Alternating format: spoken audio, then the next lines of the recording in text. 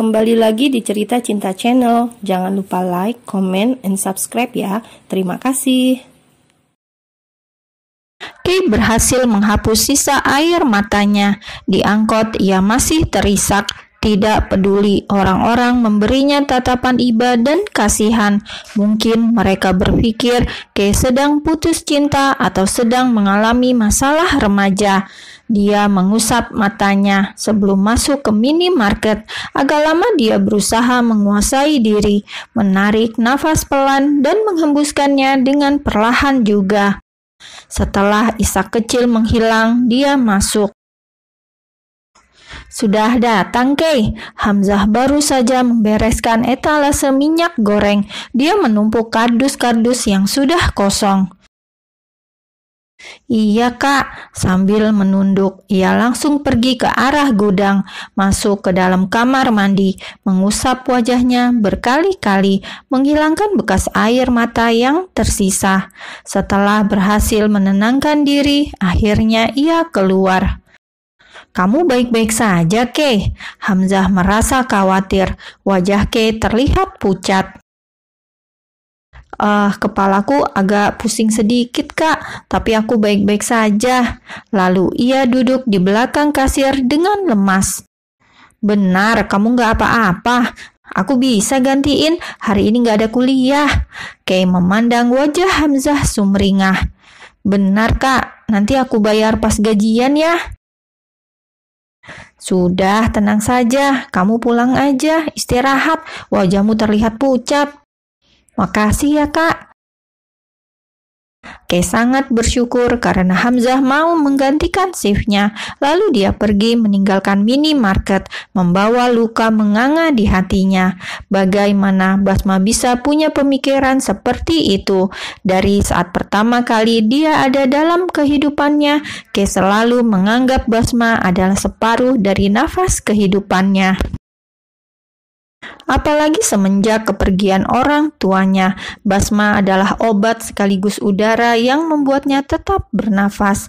Lalu bagaimana mungkin dia berpikir suatu hari nanti aku akan pergi meninggalkannya? Begitu ia bergumam. Dia terus menyusuri trotoar sambil melamun, sengaja berjalan kaki sambil menghitung setiap langkahnya. Memunculkan kembali memorinya, mengingat saat pertama kali Basma hadir dalam kehidupannya. Kay berlari ke rumah sampai ia tersandung pintu ruang tamu, namun dia tidak merasakan apa-apa. Rasa gembira mengubur rasa sakit yang ia rasa. Berlari lagi dengan senang. Ibu, Bude Fatimah bilang ibu pulang bawa adik buat Kay ya. Gadis kecil itu memeluk ibunya yang sedang rebahan di kursi ruang keluarga. Wanita paruh baya itu mengusap kepala Kay. Tapi janji ya, Kay akan sayang dia seperti adik Kay sendiri.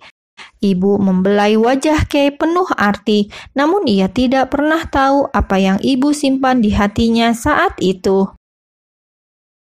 Siap, Kay berjanji akan menjadi mbak yang baik untuk dede bayi. Ia tertawa, meloncat-loncat girang saat melihat ayahnya menggendong bayi mungil keluar dari kamar. Ayah mau lihat, rengek Kay menarik-narik baju ayahnya. Iya sebentar, sang ayah berjongkok menunjukkan wajah mungil adiknya. Dia tampan kan? Kay cemberut saat ayahnya mengatakan kalau adiknya tampan. Selama ini Kay sangat berharap kalau dia akan punya seorang adik perempuan yang sama cantiknya dengan dirinya. Dia selalu merasa dirinya cantik. Kenapa? Karena itu yang setiap hari ibunya katakan. Loh, kok cemberut? Ibu mengusap kepala Kay. Kay mau adik perempuan, katanya lantang.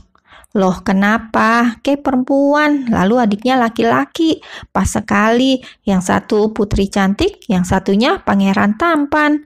Ibu melucu dengan caranya yang luar biasa saat itu, membuat Kay kecil akhirnya tersenyum.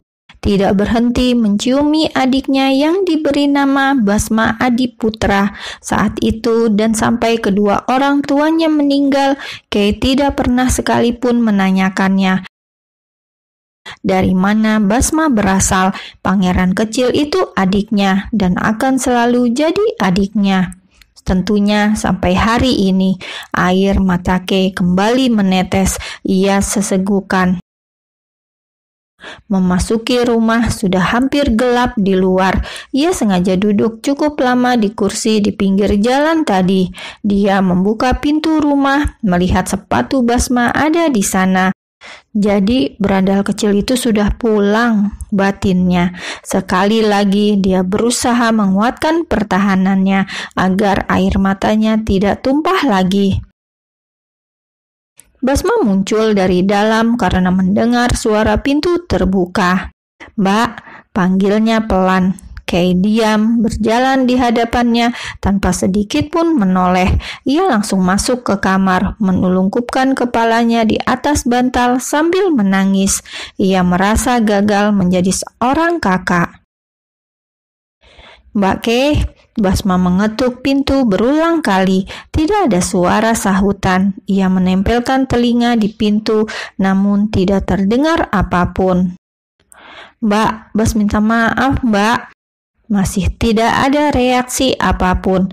Akhirnya ia pergi meninggalkan pintu kamar Kay, kembali ke dalam kamarnya, duduk di tempat tidur sambil memandang tas kecil yang dilemparkan kakak perempuannya tadi.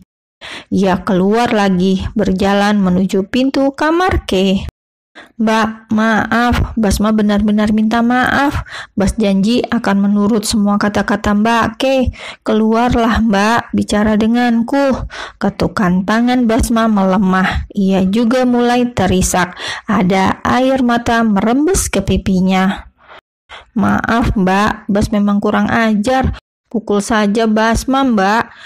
Akhirnya suara sesegukannya jauh lebih keras daripada ketukan tangannya di pintu, membuat hati Kay teriris mendengarnya. Selama ini ia selalu membiarkan dirinya menanggung apapun asalkan adiknya selalu bisa tersenyum dan tertawa senang. Perlahan ia membuka pintu. Melihat Basma yang terduduk sambil menangis, ia pun ikut jongkok, memukul-mukul bahu Basma. "Bocah nakal." "Maaf Mbak, jangan pernah mengatakan itu lagi, atau aku akan benar-benar sangat marah padamu, Bas." Basma memeluk tubuh Kay. Dadanya selalu bergetar kencang jika ia melakukan itu, namun sekuat tenaga ia menahannya. "Mbak sayang sama kamu, Bas." Lama mereka saling terisak, mencoba mengalirkan perasaan mereka satu sama lain.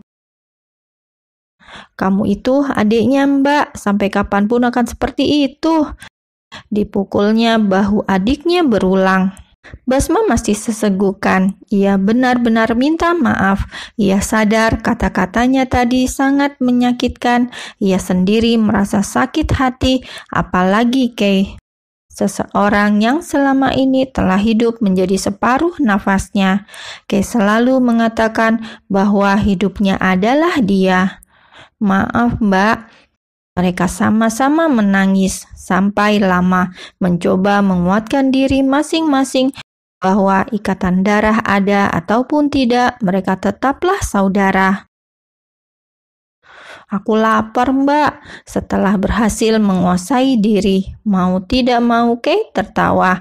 Ia memukul bahu adiknya berulang-ulang. Ia memang mendengar perut adiknya berbunyi.